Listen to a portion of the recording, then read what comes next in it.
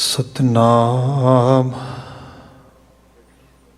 वाहेगुरु साहिब जियो। बिलावल महला पंजवा। कवन जाने प्रभ तुमरी सेवा। प्रभ अविनाशी अलख अभेवा। कौन जाने प्रभ तुमरी सेवा। प्रभ अविनाशी अलख अभेवा। गुण बेअंत प्रभ गहर गंभीरे। ऊंच महल स्वामी प्रभ मेरे। तू अपरंपर ठाकुर मेरे। रहाओ एकस बिन नाहीं को दूजा।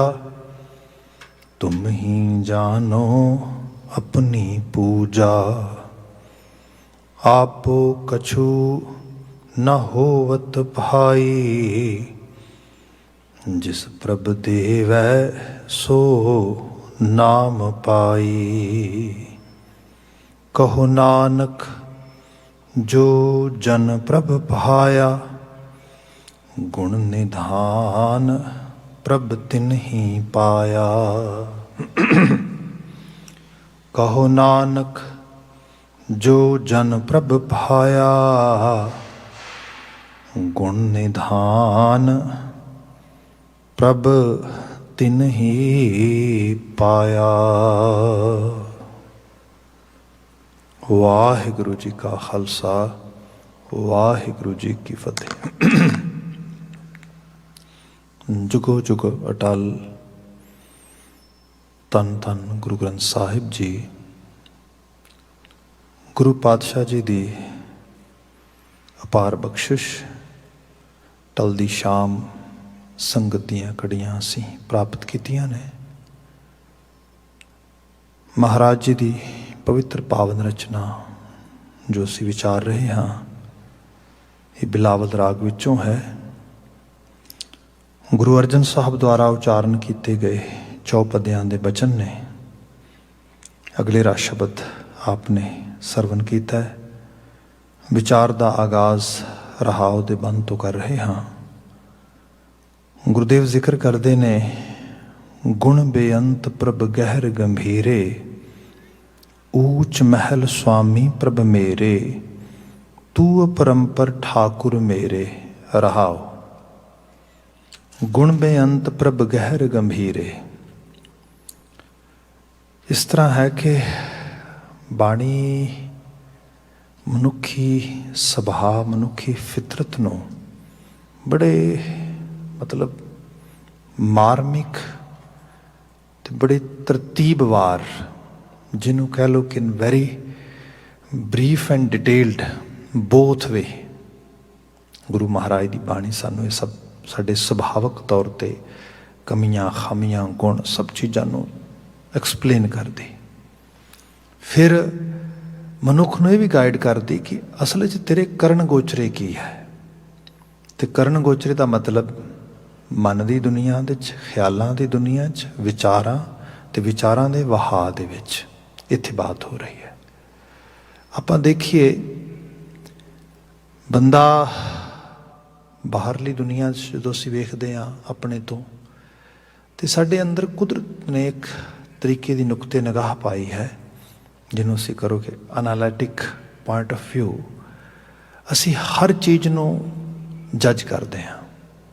ये नैचुरल भी हैगा आ, पर उहदे च जिहड़ा अवैलूएट करन दा मैजरमेंट आ वो साडा अपना है, अपना क्राइटेरिया है। उस क्राइटेरिया के अकॉर्डिंगली असीं सब चीज़ों नूं अवैलूएट करते, नापते, तोलते, उस रूप च एहसास दे। बंदा किसी जगह पर भी खड़ा है, किसी श्रेणी च भी खड़ा है, वो दूसरे नूं जो नापदा तोलदा तो डेफिनेटली अपने नालों ਦਰਜਾ ਬਦਰਜਾ ਥੋੜ੍ਹਾ ਥੱਲੇ ਹੀ ਵੇਖਦਾ, ਕਿਸੇ ਤਰੀਕੇ ਨਾਲ ਵੀ ਦੇਖੇ। There are so many examples we can actually count here, but first would like to get message from Guru Granth Sahib Maharaj directly. Baba Ji saying, सबको पूरा आपो होवे घट ना कोई आखे। सब अपने आप ਨੂੰ ਕਹਿੰਦੇ ਕਿ who am I? That is perfect, and everything else or anybody else is not near to me at all. ਆ ਰੂਪ ਜਿਹੜਾ ਆ, ਇਹਦੇ 'ਚ ਈਗੋ ਇੱਥੋਂ ਹੀ ਆਉਂਦੀ ਅਸਲ ਵਿੱਚ, ਅਹੰਗ ਬਿਰਤੀ ਇਹੀ ਹੈ। ਇਸ ਨੂੰ ਬਹੁਤ ਸਾਰੀਆਂ ਐਗਜ਼ਾਮਪਲਸ ਲੈ ਕੇ ਜਿਹੜਾ ਹੈਗਾ ਸਮਝ ਸਕਦੇ ਹਾਂ। ਜੇ ਇੱਕ ਦੋ ਐਗਜ਼ਾਮਪਲਸ ਮੈਂ ਦੇਵਾਂ, ਮੇਰੇ ਬੜੇ ਨੋਨ ਮਿੱਤਰ ਕਹਿ ਲਓ ਇੱਕ ਤਰ੍ਹਾਂ ਦੇ ਨਾਲ, ਯੰਗ ਆ, ਅਤੇ ਬੜੀ ਜਲਦੀ 4 ਸਾਲ ਦੀ ਸਿਰਫ ਡਿਗਰੀ ਕਰਕੇ ਕੈਲੀਬਰ ਸੀਗਾ, ਸਟੈਪ ਬਾਏ ਸਟੈਪ 3-4 ਸਾਲਾਂ ਦੇ ਵਿੱਚ ਇੱਕ ਫਰਮ ਦੇ ਅੰਦਰ ਸੈਕਿੰਡ ਟੂ CEO ਜਿਹੜਾ ਉਹਨਾਂ ਦਾ ਡਿਸੀਜ਼ਨ ਮੇਕਰ ਆਫਿਸਰ ਸੀਗਾ, ਉਹ ਤੋਂ ਥੱਲੇ ਚਲਾ ਗਿਆ ਉਹ। That was quite big job ਉਸ ਰੂਪ ਦੇ ਵਿੱਚ। ਅਤੇ ਉਹ ਸੋਚੇ ਕਿ ਲੈ ਮੈਂ ਤਾਂ ਬੜੀ ਤੋਪ ਬਣ ਗਿਆ, ਬੜੀ ਬਲਾ ਬਣ ਗਿਆ, ਠੀਕ ਹੈ ਜੀ। ਸਮਹਾਓ ਅਜੇ ਉਹ ਜਿਹੇ ਸਮੇਂ 'ਚੋਂ ਲੰਘ ਰਿਹਾ ਕਿ ਜੇ ਮਤਲਬ ਕੁਝ ਖਰਚੇ ਵੀ ਨੇ, ਕੁਝ ਪੜ੍ਹਾਈ ਦੇ ਖਰਚੇ ਵੀ ਸੀਗੇ ਪਹਿਲੇ, ਉਹ ਵੀ ਉਤਾਰਨੇ ਸੀਗੇ, ਕੁਝ ਕਰ ਲੈ ਲਿਆ, ਮੈਰਿਜ ਹੋ ਗਈ, ਉਹਦੇ ਕਰਕੇ ਵੀ ਖਰਚੇ ਆ ਗਏ। ਸੋ ਹੁਣ ਉਹ ਜਿਸ ਪਾਰਕਿੰਗ ਵਿੱਚ ਆ ਕੇ ਆਪਣੀ ਗੱਡੀ ਲਾਉਂਦਾ ਹੈ, ਅਤੇ ਗੱਡੀ ਉਹਦੀ ਕੋਈ 5-6 ਸਾਲ ਪੁਰਾਣੀ ਛੋਟੀ ਇੱਕ ਜੈਪਨੀ ਮਾਡਲ ਦੀ ਗੱਡੀ ਹੈ। ਅਤੇ ਉਹ ਆਪਣੇ ਰੂਪ ਦੇ 'ਤੇ ਸੋਚ ਰਿਹਾ ਕਿ ਮੈਂ ਬੜੀ ਭਲਾ ਹਾਂ, ਮੈਂ ਐਡਾ ਵੱਡਾ ਆਫਿਸਰ ਬਣ ਗਿਆ, ਮੇਰੇ ਤੋਂ ਸੀਨੀਓਰਿਟੀ ਰੱਖਣ ਵਾਲੇ 20-25 ਸਾਲ ਦੇ ਉਹ ਬੈਠੇ ਨੇ ਜੇ। ਵਨ ਡੇ ਕਹਿੰਦਾ ਸਮਹਾਓ ਆਈ actually just pay attention to what someone's talk and what I got the information, ਉੱਥੇ ਡਿਸਕਸ਼ਨ ਹੋ ਰਹੀ ਕਿ ਲੈ ਵੱਡਾ ਅਫਸਰ ਬਣਿਆ ਫਿਰਦਾ, ਗੱਡੀ ਤਾਂ ਸਾਡੇ ਮੁਕਾਬਲੇ ਦੇ ਅਜੇ ਤੱਕ ਨਹੀਂ ਇਹਦੇ ਕੋਲ ਆਈ। ਉਹ ਕਹਿੰਦਾ ਦੈਨ ਆਈ ਰਿਅਲਾਈਜ਼ ਵਾਓ, ਸਾਰਿਆਂ ਦਾ ਆਪੋ ਆਪਣਾ ਤਰੀਕਾ ਨਾਪਣ ਦਾ, ਕਿਤੇ ਹੋਰ ਨਹੀਂ ਤੇ ਘੱਟ ਤੋਂ ਘੱਟ ਇੱਥੇ ਹੀ ਛੋਟਾ ਕਰੋ ਅਗਲੇ ਨੂੰ। ਇਹ ਜਿਹੜਾ ਰੂਪ ਆ, ਇਹ ਮਨੁੱਖੀ ਫਿਤਰਤ ਦਾ ਇੱਕ ਉਸ ਲੈਵਲ ਦੀ ਬਾਤ ਆ ਕਿ ਆਪਣੇ ਹੀ ਤਰੀਕੇ ਢੰਗ ਦੇ ਨਾਲ ਕਿਸੇ ਨੂੰ ਇਵੈਲੂਏਟ ਕਰਨਾ, ਤੇ ਉਹਨੂੰ ਜੱਜ ਕਰਨਾ, ਤੇ ਜੱਜ ਕਰਕੇ ਉਹਨੂੰ ਰਿਜੈਕਟ ਕਰਨਾ, ਨੀਵਾਂ ਕਰਨਾ। ਰਿਜੈਕਸ਼ਨ ਇਹੀ ਹੁੰਦੀ ਹੈ। ਇੱਕ ਐਗਜ਼ਾਮਪਲ ਲੈ ਲਈ ਜਾਏ, ਦੇਰ ਸੋ ਮੈਨੀ ਅਦਰਸ। ਜੀਵਨ ਵਿਹਾਰ ਦੇ ਵਿੱਚ ਵਿਚਰਦੇ ਹਾਂ, ਲਿਟਰੇਚਰ ਨੂੰ ਪੜ੍ਹਦੇ ਹਾਂ, ਯੂ ਕੈਨ ਗੈਟ ਸੋ ਮੈਨੀ ਥਿੰਗਸ। ਸਾਡੇ ਉੱਥੇ ਬਹੁਤ ਬਜ਼ੁਰਗ, ਇੱਕ ਵਾਰੀ ਇਨ ਜਨਰਲ ਕਨਵਰਸੇਸ਼ਨ ਹੋ ਰਹੀ ਗੁਰਦੁਆਰਾ ਸਾਹਿਬ ਦੇ ਵਿੱਚ, ਅਤੇ somehow I was going somewhere and they actually invite me there, and just ਉਹਨਾਂ ਦੀ ਜਿਹੜੀ ਜਨਰਲ ਟਾਕ ਹੋ ਰਹੀ, ਮੈਂ ਉਹਨੂੰ ਸੁਣ ਰਿਹਾ ਕੀ ਗੱਲ ਕਰ ਰਹੇ ਨੇ। ਉਹ ਗੱਲਾਂ ਬਾਤਾਂ 'ਚ ਉਹਨੇ ਬਾਤ ਦੱਸੀ, ਕਹਿੰਦਾ ਗੱਲ ਇਹ ਹੈ ਕਿ ਜਦੋਂ ਪਾਰਟੀਸ਼ਨ ਹੋ ਗਿਆ ਅਤੇ ਪਰਲੇ ਪੰਜਾਬ ਤੋਂ ਉੱਠ ਕੇ ਸਾਨੂੰ ਇੱਧਰ ਆਉਣਾ ਪਿਆ, ਇੱਧਰ ਆ ਕੇ ਸਾਡਾ ਜਿਹੜਾ ਕੁਛ ਰਿਕਾਰਡ ਵਗੈਰਾ ਨਾ ਲੱਭਿਆ ਬਿਲਕੁਲ ਵੀ, ਅਤੇ ਅਲਾਟਮੈਂਟ ਲਈ ਬੜੀ ਦਿੱਕਤ ਆ ਰਹੀ ਸੀ। ਅਤੇ ਉਸ ਦਿੱਕਤ ਦੇ ਸਮੇਂ ਸਾਨੂੰ ਕਿਸੇ ਨੇ ਯੂਪੀ ਦੇ ਇੱਕ ਇਲਾਕੇ 'ਤੇ ਬਾਤ ਕੀਤੀ ਕਿ ਉੱਥੇ ਚਲੇ ਜਾਓ, ਉੱਥੇ ਥੋੜ੍ਹੀ ਬਹੁਤੀ ਜ਼ਮੀਨ ਤੁਹਾਨੂੰ ਮਿਲ ਜਾਏਗੀ ਅਲਾਟਮੈਂਟ ਦੇ ਤੌਰ 'ਤੇ, ਦੈਨ ਆਫਟਰਵਰਡ ਰਿਕਾਰਡ ਆ ਜਾਏਗਾ, ਅਤੇ ਫਿਰ ਉਸ ਤੋਂ ਬਾਅਦ ਅੱਗੇ ਤੁਹਾਡੀ ਬਾਤ ਬਣ ਜਾਏਗੀ। ਉਹ ਕਹਿੰਦੇ ਜੀ ਠੀਕ ਹੈ। ਕਹਿੰਦਾ ਵੀ ਜ਼ਿਆਦਾਤਰ ਸਫ਼ਰ ਤਾਂ ਲੋਕ ਗੱਡੀ 'ਤੇ ਕਰਦੇ ਸੀ, ਟ੍ਰੇਨ ਹੀ ਸੀਗਾ ਮੇਨ, ਅਤੇ ਟ੍ਰੇਨ ਤੋਂ ਬਾਅਦ ਜਿਹੜਾ ਆ ਉਹ ਪੈਦਲ ਹੁੰਦਾ ਸੀ ਸਭ ਕੁਛ। ਕਹਿੰਦਾ ਸੀ ਪੈਦਲ ਜਿਹੜਾ ਹੈਗਾ ਟ੍ਰੇਨ ਤੋਂ ਉਤਰ ਕੇ ਸਟੇਸ਼ਨ ਤੋਂ ਕਿਸੇ ਪਾਸੇ ਨੂੰ ਅੰਦਾਜ਼ਾ ਜਿਹਾ ਲਾ ਕੇ ਪੁੱਛ ਪੜਤਾਲ ਕਿ ਉੱਥੇ ਕਿਸੇ ਨੂੰ ਜਾ ਕੇ ਮਿਲਣਾ, ਕਿਸੇ ਦੀ ਰਿਹਾਇਸ਼ਗਾਹ 'ਤੇ ਤੁਰੇ ਜਾਂਦੇ ਹਾਂ। ਤੁਰਦਿਆਂ ਕਹਿੰਦੇ ਕਾਫੀ ਸਮਾਂ ਹੋ ਗਿਆ ਸਾਨੂੰ, ਅਤੇ ਬੜੀ ਪਿਆਸ ਲੱਗੀ, ਬੜਾ ਮਤਲਬ ਉਸ ਰੂਪ ਦੇ ਵਿੱਚ ਕਿ ਹੁਣ ਪਾਣੀ ਮਿਲ ਜਾਏ। ਤਾਂ ਹੀ ਤਾਂ ਕਹਿੰਦਾ ਥੋੜ੍ਹੀ ਦੂਰ ਪੁਰਾਣੇ ਤਰੀਕੇ ਦਾ, ਟਰੈਡੀਸ਼ਨਲ ਤਰੀਕੇ ਦਾ ਖੂਹ ਹੈ ਜਿਹੜਾ ਇੱਕ ਬੁਲਦ ਦੇ ਨਾਲ ਵੱਡਾ ਸਾਰਾ ਕੁੱਪਾ ਕਹਿੰਦੇ ਹੁੰਦੇ ਉਹਨੂੰ। I haven't seen that kind of thing at all, but as he was explaining ਕਿ ਉਹਦੇ ਉੱਤੇ ਗੋਲ ਜੀ ਇਸ ਤਰੀਕੇ ਦੇ ਨਾਲ ਚਰਖੀ ਲੱਗੀ ਹੁੰਦੀ, ਅਤੇ ਰੱਸੇ ਦੇ ਨਾਲ ਇੱਕ ਬਲਦ ਚੱਲਦਾ, तो उसनूं जाके आवाज़ दिंदा, वो खड़ जांदा। फिर वो जिहड़ा कुप्पा उसनूं पकड़ के वो छोटा जिहा उन्होंने खूह दे नाल चबच्चा बनाया हुंदा सीगा, एक एरिया जिहदे च वो अपने पैरां दे विच इस तरीके दे नाल उसनूं उधल लैंदा, तो उस तो फिर पानी अगे खाल दे विच जिहड़ा हैगा अगे नूं जांदा खेत वाले पासे। सो ये पानी इस तरीके नाल कढ रिहा। कहंदा मैं बहुत उम्र च छोटा वा, मेरा चाचा एजड आ, वो मेरे नाल आ, असीं दोनों क्या असीं पानी उत्थों पी लैंदे आ। कहंदा मैं क्या भी गल ये है चाचा भी मैं ते प्यासा मर जाऊंगा पर मैं पानी नहीं पियाँगा। वो कहता हो क्यों? कहता तेन दिसता नहीं, वो पता नहीं बंदा कौन है कौन नहीं, है ना, जात पात का भी मसला आया सब उस रूप दे ते बाकी पानी वो पैरों च डिग रहा। हद हो गई, मैं तो बिल्कुल नहीं पी सकता। वो कहता पता नहीं कदों का सवेर का पानी कढ़न दिया, वो पैरों में की लगा रह गया, तो पानी जा रहा, पानी तो पानी है, आप तो पी लाएँ, कोई गल नहीं, आ जा। खैर कहता सी उस चाचे ने मैनू किसी तरीके ने कन्वेंस किया, तो मैं क्या भी चलो जो तू कहना तो एक दी चूली कुट वगैरह ले लाँगा मैं, अदरवाइज नहीं, बिल्कुल नहीं। असी ये सारी डिस्कशन करते हुए कहता खूह के नेड़े पहुँच रहे हैं, तो उसने देखा भी दो शख्स खूह के नेड़े आ रहे हैं। उसने अपने बुलद नूं खड़ा किया तो वड्डा सारा डंडा फड़िया, तो डंडा फड़ के कहता खबरदार जो खूह के नेड़े आए थे। वो कहता भी की होया? कहने लगा पहले अपनी जात दसो, तुसीं कौन हो? कहता असी हसीए, हद हो गई, असी इनू जज कर रहे हैं, असी कहने भी ये पता नहीं कौन आ ते सानू कह रहा है। एक्चुअली आ जिहड़ी फितरत आ ये बंदे च बड़ी गूढ़ी पई है। फिर इसे फितरत नाल बंदा सारे संसार नूं वेखदा, ते जदों किते थोड़ी बहुती इहो जी समझ आउंदी या किते इंटरस्ट क्रिएट हुंदा, फिर इसे ही तरीके नाल रब नूं वेखदा, ते रब नूं फिर उसे रूप दे विच इष्ट दे तवाजन तो तोड़दा होया फिर उन्होंने अवैलूएट करदा। ये सब चीज़ां बाणी ने सारे बारे बड़ी डिटेल्ड बात की है। महाराज कहंदे वो भले बंदे, ये तेरे जीवन का मकसद नहीं गा। ये जो शब्द आया ना, तुसीं फिर ध्यान नाल देखो, गुण बेअंत प्रभ गहर गंभीर, उहदे किहड़े गुणां दी गल करेंगा, तो गहर है गंभीर है, तू तो बौद्धिक लैवल ते उन्होंने अंडरस्टैंड भी नहीं कर सकता। चलो रब की तो बात एक पासे रखो, गुरु महाराज की बाणी शब्द आपने शायद कभी सुनिया हो, श्री राग का शब्द है, अछल छलाई ना छलै ना काऊ कटारा कर सकै, ज्यों साहिब राखै त्यों रहै, इस लोभी का जियो टल पलै, बिन तेल दीवा क्यों जलै, पोथी पुराण कमाई है, पौवटी इतन पाई है, सच बूझन आण जलाई है, यह तेल दीवा इयों जलै, कर चानन साहिब तो मिलै। ये शब्द आम हालतां जो किते बंदा पढ़दा कई बारी तो समझ ना आउंदा कि बाबा जी की कह रहे। शुरुआत होंदी है अछल छलाई ना छलै ना घाओ कटारा कर सकै। जिहड़ी माया आ ना, ये अछल आ, धरती का कोई बंदा नूं छल नहीं सकता, रब तो बड़ी दूर की गल है। इत्थे जिहड़ा दिसदा संसार आ, इसे नूं लै लिया जाए, अछल छलाई ना छले, इनू छलिया नहीं जा सकता। हाँ समहाओ कोई बंदा किसी नूं धोखा दे जे, कोई लगे कि कोई किसी किस्म का जिहड़ा किसी दे नाल कोई दगा कमा गया, कोई किसी नूं लुट गया घसुट गया, पर डीप लैवल ते देखोगे तो ऐसा कुछ भी नहीं गा। इत्थे संसार तो कोई पंडा बन के नाल नहीं लैके गया, तो कोई किसी की मलकीयत नहीं रही इत्थे।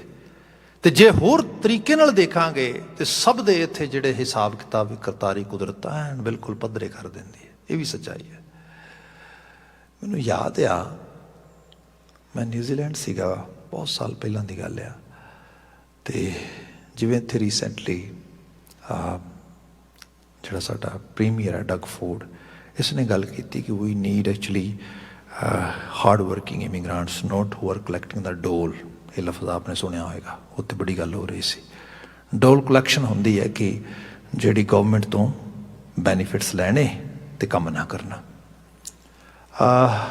न्यूजीलैंड एक ऐसी कंट्री सी, हुण तो मैनूं पता नहीं गा, उत्थे जिवें कोई इमिग्रेंट जांदा सीगा, जे उहदे कोल वर्क नहीं हैगा तो राइट वे अपनी जिहड़ा मतलब वैलफेयर वास्ते उस रूप दे विच क्वालीफाई करदा सी, can that individual can collect that sort of एक मतलब अमाउंट जिहड़ा सीगा उस वक्त ही। खैर ਬਹੁਤ ਸਾਰੀਆਂ ਇਮੀਗ੍ਰੈਂਟ ਫੈਮਲੀਆਂ ਜਿਹੜੀਆਂ ਨਵੀਆਂ ਜਾਂਦੀਆਂ ਉੱਥੇ, ਅਤੇ ਉਹ ਮੋਸਟਲੀ ਉਹ ਕਲੈਕਸ਼ਨ ਕਰਦੀਆਂ ਜਾਂਦਿਆਂ ਨਾਲ। ਅਤੇ ਉਸ ਤੋਂ ਬਾਅਦ ਜਦੋਂ ਇੱਕ ਵਾਰੀ ਇਹੋ ਜਿਹੀ ਮਨੀ ਆਉਣ ਲੱਗ ਜਾਏ, ਫਿਰ ਬੰਦਾ ਚਿੱਤ ਕਰਦਾ ਵੀ ਵਧੀਆ ਆ, ਹਫ਼ਤੇ ਬਾਅਦ 2 ਹਫ਼ਤੇ ਬਾਅਦ ਚੈੱਕ ਆ ਰਿਹਾ, ਦੈਟਸ ਗੁੱਡ। ਨਾਲ ਦੀ ਨਾਲ ਕਿਤੇ ਫਾਰਮ ਵਰਕ ਕੈਸ਼ ਕਰਨ ਕੇ ਚਲੇ ਗਏ, ਕਿਤੇ ਹੋਰ ਕੈਸ਼ ਜੋਬ ਕਰ ਲੈਣੀ ਨਾਲ ਦੀ ਨਾਲ। ਸੋ ਇਸ ਤਰੀਕੇ ਦੇ ਨਾਲ ਹੋਣਾ ਸ਼ੁਰੂ ਹੋ ਜਾਣਾ। ਖੈਰ ਮੈਂ ਹੈਮਿਲਟਨ ਸ਼ਹਿਰ ਦੇ ਵਿੱਚ ਸੀਗਾ, ਅਤੇ ਉੱਥੇ ਬਾਏ ਚਾਂਸ ਉਹਨਾਂ ਦਾ ਇੱਕ ਪ੍ਰੋਗਰਾਮ ਸੀਗਾ ਨਿਊ ਇਮੀਗ੍ਰੈਂਟਸ ਨੂੰ ਇੰਗਲਿਸ਼ ਪੜ੍ਹਾਉਣ ਦਾ। ਜਿੱਥੇ ਮੈਂ ਰਹਿ ਰਿਹਾ ਹੈਗਾ ਉੱਥੇ ਕੋਈ ਨਵਾਂ ਉਹਨਾਂ ਦਾ ਫੈਮਿਲੀ ਮੈਂਬਰ ਆਇਆ, ਜਿਹਨੂੰ ਅਜੇ ਇੰਗਲਿਸ਼ 'ਚ ਉਹਦੀ ਮਤਲਬ ਕੁਛ ਨਹੀਂ ਪਤਾ, ਅਤੇ ਉਸ ਨੂੰ ਘਰੇ ਪੜ੍ਹਾਉਣ ਵਾਸਤੇ ਇੱਕ ਟੀਚਰ ਆਉਂਦਾ। ਜਿਹੜਾ ਟੀਚਰ ਆਉਂਦਾ ਆ ਉਹ ਟੀਚਰ ਅੱਧੇ ਹਾਫ ਅਮਾਊਂਟ ਉਹਨੂੰ ਚਰਚ ਪੇ ਕਰਦੀ ਅਤੇ ਹਾਫ ਉਹਨੂੰ ਗਵਰਨਮੈਂਟ ਪੇ ਕਰਦੀ। ਇਹ ਕੰਬਾਈਨਡ ਪ੍ਰੋਗਰਾਮ ਦੇ ਵਿੱਚ ਉਹ ਆ ਰਿਹਾ ਉਸ ਤਰੀਕੇ ਨਾਲ। ਖੈਰ ਉਹ ਆ ਕੇ ਉਹਨੂੰ ਪੜ੍ਹਾ ਰਿਹਾ। ਬਾਏ ਚਾਂਸ ਉੱਥੇ ਬੈਠਿਆਂ ਬੈਠਿਆਂ ਸਾਡੀ ਕਨਵਰਸੇਸ਼ਨ ਸ਼ੁਰੂ ਹੋ ਗਈ। ਅਤੇ ਜਿਹੜਾ ਸ਼ਖਸ ਉਸ ਹਾਊਸ ਹੋਲਡ ਦੇ ਵਿੱਚ ਕਹਿ ਲਓ ਕਿ ਇੱਕ ਤਰ੍ਹਾਂ ਦਾ ਜਿਹੜਾ ਲੀਡਿੰਗ ਰੋਲ ਵਿੱਚ ਸੀਗਾ, ਉਹ ਨਿਊਜ਼ੀਲੈਂਡ ਦੇ ਗਵਰਨਮੈਂਟ ਸਿਸਟਮ ਦੇ ਕੁਛ ਲੂਪ ਹੋਲਸ ਉੱਤੇ ਗੱਲ ਕਰਦਾ ਅਤੇ ਕਹਿੰਦਾ ਤੁਹਾਡੀ ਜਿਹੜੀ ਕੰਟਰੀ ਦਾ ਸਿਸਟਮ ਵਧੀਆ ਨਹੀਂ ਹੈਗਾ, ਤੁਸੀਂ ਲੋਕ ਠੀਕ ਨਹੀਂ ਹੈਗੇ, ਤੁਸੀਂ ਲੋਕ ਤਾਂ ਬਹੁਤ ਨਾਈਵ ਹੋ, ਬੜੇ ਭੋਲੇ ਹੋ। ਇਸ ਤਰੀਕੇ ਨਾਲ ਗੱਲਬਾਤ ਕੀਤੀ। ਉਹਨੇ ਕਿਹਾ ਐਗਜ਼ਾਮਪਲ ਦੇ ਮੈਨੂੰ। ਉਹਨੇ ਹੀ ਦੱਸੀ, ਕਹਿੰਦੇ people are collecting dole and as well as they are doing their cash jobs and in that way they cheating actually our system. They are collecting more money, even double money, and as well as they're not paying tax. ਉਹ ਬੜਾ ਜ਼ੋਰ ਲਾ ਕੇ ਹੱਸ ਕੇ ਤੇ ਉਹ ਕਹਿੰਦਾ ਗੱਲ ਇਹ ਹੈ ਕਿ what do you think? We don't know that. ਕਹਿੰਦਾ ਵੀ do you guys aware about it? ਕਹਿੰਦਾ yes. Most of us are totally aware about it. But people who are doing it, they even don't aware about where are they. They are in this country where we actually have free country from everything. ਇਹ free countries ਨੇ। ਇਹਦੇ ਵਿੱਚ ਤੁਸੀਂ ਡੰਡਾ ਚੱਕ ਕੇ ਆਪਣੇ ਨਿਆਣਿਆਂ ਨੂੰ ਨਹੀਂ ਕਿਸੇ ਪਾਸੇ ਲਿਜਾ ਸਕਦੇ। ਤੁਸੀਂ ਵੈਲਿਊ ਸਿਸਟਮ ਕਿਸੇ ਦੇ ਉੱਤੇ ਧੱਕੇ ਨਾਲ ਇੰਪੋਜ਼ ਨਹੀਂ ਕਰ ਸਕਦੇ। ਤੁਸੀਂ ਕੀ ਕਰ ਸਕਦੇ ਹੋ? ਤੁਸੀਂ ਇੱਕ ਹਾਊਸ ਹੋਲਡ ਇਨਵਾਇਰਮੈਂਟ ਬਿਲਡ ਕਰ ਸਕਦੇ ਹੋ ਜਿਹਦੇ 'ਚ ਓਪਨਨੈਸ ਹੋਏਗੀ, ਜਿਸ 'ਚ ਵੈਲਿਊ ਬੇਸਡ ਬਿਹੇਵੀਅਰ ਹੋਏਗਾ। ਇਹ ਸਾਰੀਆਂ ਚੀਜ਼ਾਂ ਹੋਣਗੀਆਂ ਅਤੇ ਫਿਰ ਪੋਸੀਬਿਲਿਟੀ ਹੈ ਉਹ ਇੰਡੀਵਿਜੂਅਲਸ ਉਹਨੂੰ ਫੋਲੋ ਕਰ ਲੈਣਗੇ। ਜੇ ਇਹਦੇ 'ਚੋਂ ਕਿਤੇ ਵੀ ਤੁਸੀਂ ਮਾੜੀ ਜਿਹੀ ਵੀ ਲੈਕਿੰਗ ਕਰ ਗਏ, ਮਾੜਾ ਜਿਹਾ ਵੀ ਕਿਤੇ ਤੁਸੀਂ ਛੱਡ ਗਏ, ਦੈਨ ਯੂ ਡੋਂਟ ਨੋ ਤੁਸੀਂ ਕੀ ਲੂਜ਼ ਕਰੋਗੇ। ਉਹਦਾ ਮਾਇਨਾ ਇਹ ਸੀਗਾ ਕਿ ਜਿਹੜੀਆਂ ਇਹ ਚੀਜ਼ਾਂ ਨੇ ਕਿ ਬੰਦਾ ਕਿਸੇ ਨੂੰ ਧੋਖਾ ਦੇ ਕੇ, ਕਿਸੇ ਨੂੰ ਫਰੇਬ ਕਰਕੇ, ਕਿਸੇ ਨੂੰ ਠੱਗੀ ਲਾ ਕੇ ਸੋਚ ਲੈ ਕਿ ਮੈਂ ਆਪਣੀ ਜੇਬ ਭਰ ਲਵਾਂਗਾ, ਐਸਾ ਕੁਝ ਨਹੀਂਗਾ, ਬਲਕਿ ਉਹ ਛਲਿਆ ਜਾ ਰਿਹਾ। ਉਹਨੂੰ ਖੁਦ ਨੂੰ ਨਹੀਂ ਪਤਾ ਉਹਦਾ ਕੀ ਸਟੇਕ ਤੇ ਹੈ। ਐਂਡ ਆਫ ਦਾ ਡੇ ਉਹ ਆਪ ਸਭ ਕੁਝ ਲੂਜ਼ ਕਰ ਜਾਏਗਾ। ਇਹ ਉਹ ਬਾਤ ਉਹ ਕਹਿ ਰਿਹਾ। ਉਹ ਕਹਿੰਦਾ ਅਸੀਂ ਦੇਖਦੇ ਹਾਂ ਇੱਥੇ immigrants they lose their coming generations here. They come here to actually have good futures for them and as well as for their actually coming generations, but once they start doing these kind of activities they lose the ground. ਇੱਥੇ ਜਿਹੜੀ ਬਾਤ ਕੀਤੀ ਗਈ, ਮਹਾਰਾਜ ਕਹਿੰਦੇ ਅਛਲ ਛਲਾਈ ਨਾ ਛਲੈ। ਬੰਦੇ ਜੇ ਤੈਨੂੰ ਲੱਗਦਾ ਹੈ ਨਾ ਕਿ ਕਰਤਾਰ ਤੇ ਕਰਤਾਰ ਦੀ ਬਣਾਈ ਕੁਦਰਤ ਨੂੰ ਤੂੰ ਛੱਡ ਲੇਗਾ, ਨਾ ਨਾ ਨਾ, ਤੂੰ ਕਿਸੇ ਭੁਲੇਖੇ 'ਚ।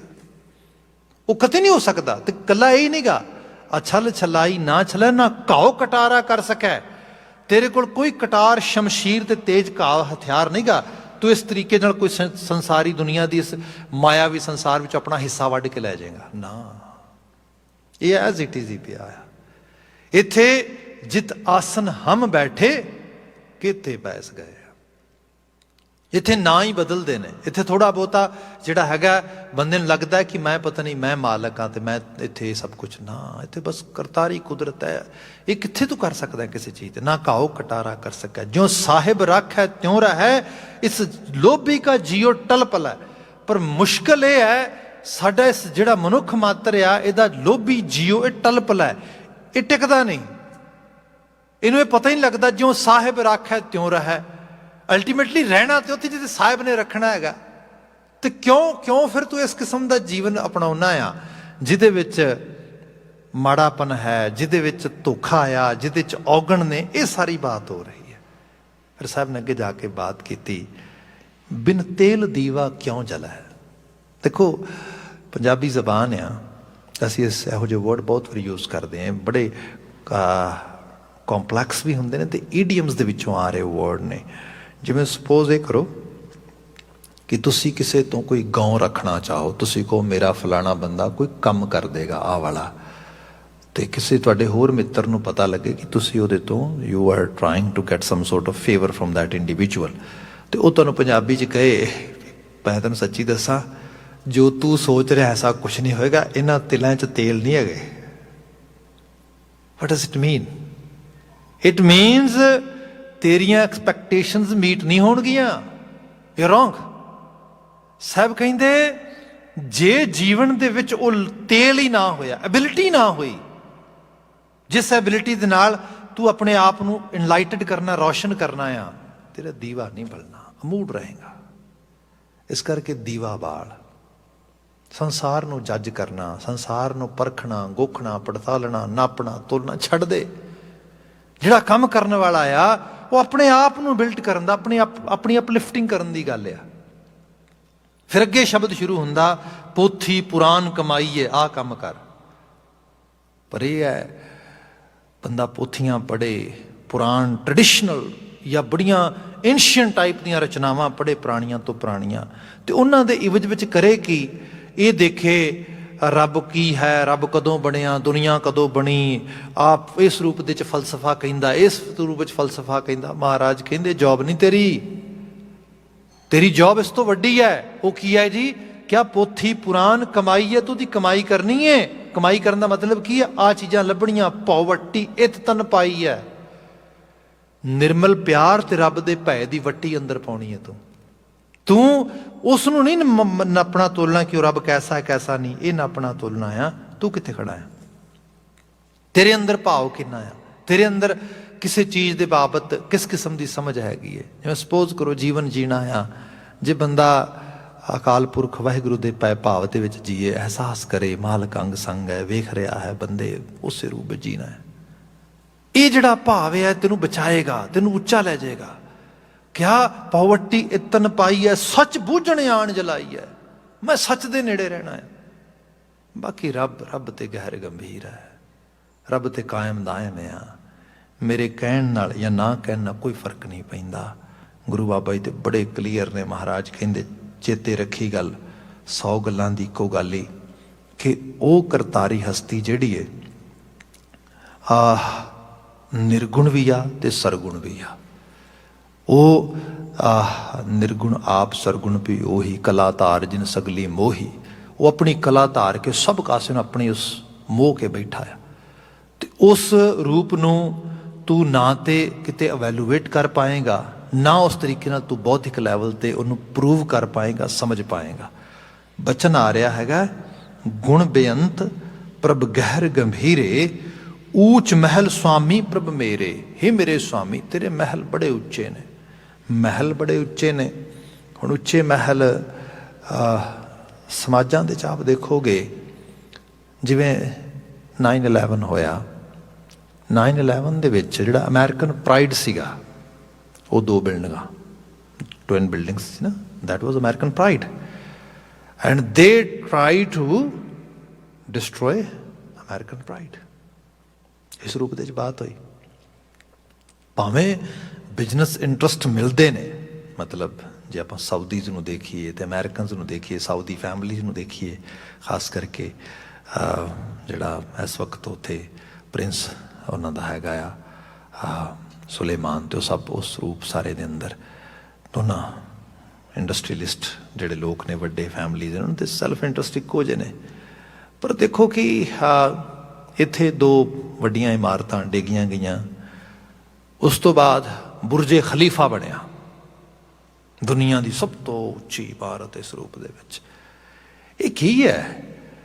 ਬੰਦਾ ਇਹ ਅੱਜ ਕੱਲ੍ਹ, ਤੇ ਇਹ ਸ਼ੁਰੂਆਤ ਵਿੱਚ ਰਹੀ ਬਾਤ, ਮਤਲਬ ਉੱਚੇ ਤੋਂ ਉੱਚਾ ਤੁਜਾ ਲਗਾਣੀ, ਨਿਸ਼ਾਨ ਲਗਾਉਣਾ, ਉੱਚੇ ਤੋਂ ਉੱਚਾ ਜਗ੍ਹਾ ਜਿਹੜੀ ਹੈਗੀ ਹੈ ਉਹ ਬਣਾਉਣੀ, ਅਟਾਰੀ ਬਣਾਉਣੀ, ਮਹਿਲ ਬਣਾਉਣਾ, ਵਿਖਾਉਣਾ ਕਿ ਮੇਰੇ ਤੋਂ ਉੱਚਾ ਕੋਈ ਨਹੀਂ, ਮੇਰੇ ਤੋਂ ਵੱਡਾ ਕੋਈ ਨਹੀਂਗਾ। ਇਸ ਰੂਪ ਦੇ ਵਿੱਚ ਇਹ ਬੰਦੇ ਦੀ ਈਗੋ ਦੀ ਡੈਮੋਸਟ੍ਰੇਸ਼ਨ ਹੈ ਡੀਪ ਲੈਵਲ ਤੇ ਦੇਖਿਆ ਜਾਏ ਤੇ। ਉਸ ਰੂਪ ਦੇ ਵਿੱਚ ਬਾਬਾ ਜੀ ਬਿਆਨ ਕਰਦੇ, ਜਿਹੜਾ ਇਨਸਾਨ ਰੱਬੀ ਨਿਜ਼ਾਮਤ ਨੂੰ ਸਮਝਦਾ ਤੇ ਉਹ ਅਹਿਸਾਸ ਕਰਦਾ ਕਿ ਬੰਦੇ ਜੀ ਬੀਤੇ ਕੱਲ ਵੀ ਬਾਤ ਕਰ ਰਹੇ ਸੀਗੇ, ਸਿੰਬਲ ਰੁੱਖ ਸਰਾਏਰਾ ਅਤ ਦੀਰਘ ਅਤ ਮੁੱਛ। ਉੱਚੇ ਹੋਣ ਨਾਲ ਸਿੰਬਲ ਤੋਂ ਉੱਚਾ ਕਿਹੜਾ ਦਰਖਤ ਹੋਏਗਾ? ਬੜਾ ਉੱਚਾ ਦਰਖਤ ਆ, ਪਰ ਐਂਡ ਆਫ ਦਾ ਡੇ ਗੁਣ ਕੀ ਹੈ ਉਹਦੇ 'ਚ, ਖੂਬੀ ਕੀ ਹੈ, ਖਾਸੀਅਤ ਕੀ ਹੈ ਉਹਦੀ?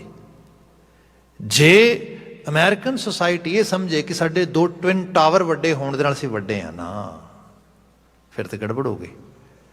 ਜੇ ਵਡੱਪਨ ਇਹਦੇ ਵਿੱਚ ਆ ਕਿ ਸਾਡੇ ਕੋਲ ਵੱਡੇ ਤੋਂ ਵੱਡਾ ਅਸਲਾ ਤੇ ਹਥਿਆਰ ਹੈ, ਤੇ ਜਿਹਨੂੰ ਚਾਹੀਏ ਕੁੱਟ ਸਕਦੇ ਆ, ਮਾਰ ਸਕਦੇ ਆ, ਇਹ ਕੋਈ ਵਡੱਪਨ ਨਹੀਂ।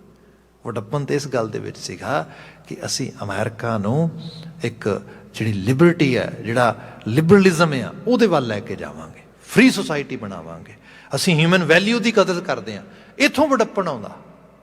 ਇਹ ਵੱਡਾਪਨ ਜੇ ਮਨੁੱਖ ਕੋਲ ਹੋਏ, ਪਰਿਵਾਰ ਕੋਲ ਹੋਏ, ਉਸ ਪਰਿਵਾਰ ਦੇ ਨਾਲ ਜੁੜੇ ਹੋਏ ਨੇਸ਼ਨ ਸਮਾਜ ਕੋਲ ਹੋਏ, ਡੈਫੀਨੇਟਲੀ ਵਡਿਆਈ ਹੈ। ਰੱਬ ਦੀ ਵਡਿਆਈ ਕੋਈ ਰੱਬ ਦੇ ਮਹਿਲ ਤੇ ਹੈ ਨਹੀਂ ਉਵੇਂ ਦੇ ਉੱਚੇ ਉੱਚੇ ਬਣਾਏ ਹੋਣ ਕਿਤੇ ਉਹਨੇ, ਵੀ ਅਸੀਂ ਕਹੀਏ ਵੀ ਹਾਂ ਜਿਹੜਾ ਹੈਗਾ ਜਿਹੜਾ ਬੁਰਜੇ ਖਲੀਫਾ ਬਣਿਆ ਤੇ ਰੱਬ ਦਾ ਤੇ ਉਸ ਤੋਂ ਵੀ ਵੱਡਾ ਹੋਏਗਾ, ਉਸ ਰੂਪ ਦੇ ਵਿੱਚ। ਤੇ ਕਈ ਵਾਰੀ ਮਾਫੀ ਮੰਗਾਂਗਾ ਮੈਂ ਜੇ ਆਪਾਂ ਬੜੀ ਥਿਓਲੋਜੀਕਲ ਜਿਹੜੀ ਐਕਸਪਲੇਨੇਸ਼ਨ ਵਿੱਚ ਚਲੇ ਜਾਈਏ ਨਾ ਸ਼ਬਦਾਂ ਦੀ, ਜਿਵੇਂ ਬਚਨ ਆ ਰਿਹਾ ਗੁਣ ਬੇਅੰਤ ਪ੍ਰਭ ਗਹਿਰ ਗੰਭੀਰੇ, ਊਚ ਮਹਿਲ ਸੁਆਮੀ ਪ੍ਰਭ ਮੇਰੇ, ਉਹਦੇ ਬੜੇ ਉੱਚੇ ਉੱਚੇ ਮਹਿਲ ਨੇ, ਅਟਾਰੀਆਂ ਨੇ। ਬੀਇੰਗ ਏ ਸਟੋਰੀ ਟੈਲਰ, ਜਿਹਨੂੰ ਕਹਿ ਲਓ ਕਥਾ ਵਾਰਤਾ ਕਹਿਣ ਦੇ ਰੂਪ ਦੇ ਵਿੱਚ, ਇੱਕ ਤਰ੍ਹਾਂ ਦੀ ਇੰਟਰਟੇਨਮੈਂਟ ਵੀ ਹੈਗੀ ਹੈ। ਬੰਦੇ ਨੂੰ ਕੰਨਰਸ ਵੀ ਦਿੱਤਾ ਜਾਂਦਾ ਹੈ। ਇਸ ਕੰਨਰਸ ਦੇ ਨਾਲ ਮਤਲਬ ਜੇ ਆਪਾਂ ਟ੍ਰੈਡੀਸ਼ਨਲ ਵੇ ਨਾਲ ਦੇਖੀਏ ਨਾ, ਸਾਡੇ ਘਰ ਦੇ ਵਿੱਚ ਵੱਡਾ ਹਿੱਸਾ ਹੈ ਸਾਖੀ ਸਾਹਿਤ, ਜਿਹਦੇ ਪੋਥੀਆਂ ਲਿਖੀਆਂ ਪਈਆਂ ਨੇ। ਪਰ ਉਹ ਸਾਡੀਆਂ ਪੋਥੀਆਂ, ਸਾਖੀ ਸਾਹਿਤ ਜਿਹੜਾ ਆ, ਉਹ ਸਾਡਾ ਮਾਰਗਦਰਸ਼ਕ ਨਹੀਂ ਹੈਗਾ। ਮਾਰਗਦਰਸ਼ਕ ਗੁਰੂ ਗ੍ਰੰਥ ਸਾਹਿਬ ਹੈ ਸਾਡਾ। ਤੇ ਗੁਰੂ ਗ੍ਰੰਥ ਸਾਹਿਬ ਮਹਾਰਾਜ ਦੇ ਤੁਹਾਨੂੰ ਜੀਵਨ ਦੀ ਸਾਰੀ ਉਪਦੇਸ਼ਾਤਮਕ ਪੱਖ, ਸਿੱਖਿਆ, ਟੀਚਿੰਗਸ ਮਿਲਣਗੀਆਂ ਸਾਰੀਆਂ।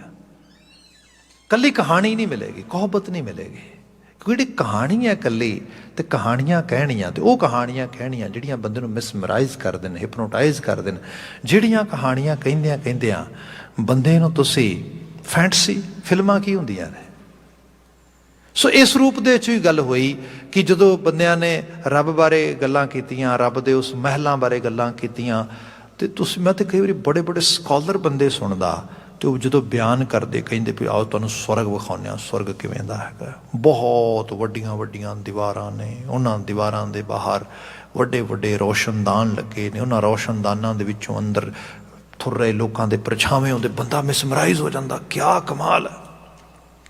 ਮੈਂ ਇੱਕ ਦਿਨ ਇੱਕ ਬੜੇ ਨਾਮਵਰ ਇਸਲਾਮਿਕ ਸਕਾਲਰ ਦੀ ਭਵਿਸ਼ਯਤ ਬਾਰੇ, ਜਿਹੜੀ ਹੈਗੀ ਏ ਹੈਵਨ ਹੈ, ਉਹਦੇ ਬਾਰੇ ਸੁਣ ਰਿਹਾ। ਕਮਾਲ ਕੀਤੀ ਉਹਨੇ, ਐਕਸਪਲੇਨੇਸ਼ਨ ਕੀਤੀ ਹਦੀਸਾਂ ਹੀ ਚੋਂ ਪਤਾ ਨਹੀਂ ਕਾਹਦੇ ਵਿੱਚ। ਉਹ ਕਹਿ ਰਿਹਾ, ਕਹਿੰਦਾ ਜੀ ਜਿਨ੍ਹਾਂ ਨੇ ਇਸ ਧਰਤੀ ਤੇ ਸ਼ਰਾਬ ਨਹੀਂ ਪੀਤੀ, ਉਹਨਾਂ ਨੇ ਜਿਸ ਵਕਤ ਖੁਦਾ ਦੇ ਸੱਦੇ ਦੇ ਉੱਤੇ ਜਾਣਾ ਆ, ਡੇ ਆਫ ਜਜਮੈਂਟ ਤੋਂ ਬਾਅਦ, ਉਹਨਾਂ ਲਈ ਸਭ ਤੋਂ ਪਹਿਲਾਂ ਦਰਵਾਜ਼ਾ ਖੁੱਲਦਿਆਂ ਨਾਲ ਦਰਵਾਜ਼ਾ ਖੁੱਲੇਗਾ ਟਕ ਟਕ ਟਕ ਕਰਕੇ ਇਸ ਤਰੀਕੇ ਨਾਲ। ਫਿਰ ਇੱਕਦਮ ਹੂਰਾਂ ਵੱਡੀਆਂ ਵੱਡੀਆਂ ਸੁਰਾਈਆਂ ਲੈ ਕੇ, ਬੜੇ ਸੋਨੇ ਜੜੇ ਹੋਏ ਪਿਆਲੇ ਲੈ ਕੇ ਉਹ ਲਿਆ ਕੇ ਫੜਾਉਣਗੀਆਂ, ਲਓ ਫੜੋ। ਆਉਂਦਿਆਂ ਨੂੰ 2-2 4-4 ਪਿਆਲੇ ਮਿਲਣਗੇ। ਮਤਲਬ ਅਜੀਬ ਹਾਲਤ। ਬੰਦਾ ਕਹਿੰਦਾ ਹੱਦ ਹੋ ਗਈ, ਉੱਥੇ ਜਾ ਕੇ ਇੰਨੇ ਪਿਆਲੇ ਖਾਲੀ ਕਰਨੇ ਨੇ, 2-4 ਇੱਥੇ ਪੀ ਲੈਣ, ਕੀ ਫਰਕ ਪੈਣਾ।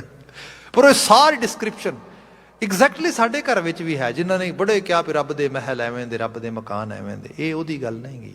ਇਹ ਜਿਹੜੀ ਪਹਿਲਾਂ ਬੇਨਤੀ ਕੀਤੀ, ਕੋਈ ਨੇਸ਼ਨ, ਕੋਈ ਮੁਲਕ, ਕੋਈ ਧਰਤੀ ਤੇ ਜਿਹੜਾ ਆਮ ਕਰਕੇ ਹੈ, ਉੱਚਾ ਮਕਾਨ ਬਣਾਉਣ ਕਰਕੇ ਨਹੀਂ ਹੁੰਦਾ, ਉੱਚਾ ਕਿਰਦਾਰ ਨਾਲ ਹੁੰਦਾ। ਰੱਬ ਦੀ ਜਿਹੜੀ ਮਹਿਲੀਅਤ ਆ ਉਹ ਇਸ ਤਰ੍ਹਾਂ ਨਹੀਂ, ਉਹ ਸੁਰਤ ਦੇ ਲੈਵਲ ਦੀ ਬਾਤ ਆ। ਇੱਥੇ ਬਚਨ ਆ ਰਿਹਾ, ਫਿਰ ਦੇਖਿਆ ਜੇ ਮਹਾਰਾਜ ਬਿਆਨ ਕਰਦੇ, ਗੁਰੂ ਮਹਾਰਾਜ ਦਾ ਬਿਆਨ ਕਹਿਣ ਲੱਗੇ ਕਿ ਗੁਣ ਬੇਅੰਤ ਪ੍ਰਭ ਗਹਿਰ ਗੰਭੀਰੇ, ਊਚ ਮਹਿਲ ਸੁਆਮੀ ਪ੍ਰਭ ਮੇਰੇ, ਤੂੰ ਅਪਰੰਪਰ ਠਾਕੁਰ ਮੇਰੇ। ਅਪਰੰਪਰ, ਜਿਹਦੇ ਤੱਕ ਸਾਡੀ ਕੋਈ ਡਾਇਰੈਕਟਲੀ ਰਸਾਈ ਨਾ ਹੋਏ, ਪਹੁੰਚ ਨਾ ਹੋਏ, ਜਿਹਨੂੰ ਤੁਸੀਂ ਸਿਰਫ ਬੌਧਿਕ ਤਲ ਤੇ ਐਕਸਪਲੇਨ ਵੀ ਨਹੀਂ ਕਰ ਸਕਦੇ ਤੇ ਅੰਡਰਸਟੈਂਡ ਵੀ ਨਹੀਂ ਕਰ ਸਕਦੇ। ਦ ਰੈਸਟ ਆਫ ਸ਼ਬਦ is ਗੋਨਾ explain actually the hole other part of our conversation. But today time is over, so we have to leave here. Thank you very much being an attentive listener. ਇੱਥੇ ਹੀ ਮੈਂ ਮਾਫੀ ਚਾਹਾਂਗਾ। ਸਭ ਪ੍ਰੇਮ ਕਹਿ ਦੇਣਾ ਜੀ। ਵਾਹਿਗੁਰੂ ਜੀ ਕਾ ਖਾਲਸਾ, ਵਾਹਿਗੁਰੂ ਜੀ ਕੀ ਫਤਿਹ।